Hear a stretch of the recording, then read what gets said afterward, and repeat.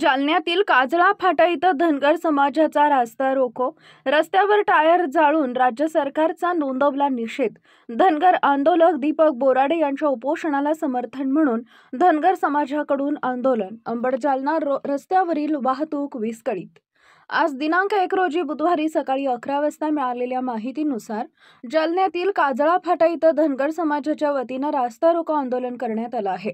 धनगर समाजाला एसटी प्रवर्गातून आरक्षण देण्यात यावं अशी मागणी आंदोलकांनी केली आहे। धनगर आंदोलक दीपक बोराडे यांच्या उपोषणाला समर्थन म्हणून धनगर समाजाकडून हे चक्काजाम आंदोलन करण्यात आलं आहे। आंदोलनादरम्यान आंदोलकांनी रस्त्यावर टायर जाळून राज्य सरकारचा निषेध नोंदवून धनगर समाजाला एसटी प्रवर्गात आरक्षण देण्याची मागणी केली आहे। या आंदोलनामुळे अंबड जालना रस्त्यावरील वाहतूक विस्कळीत झाली आहे। यावेळी धनगर बांधवांची मोठ्या संख्येने उपस्थिती होती।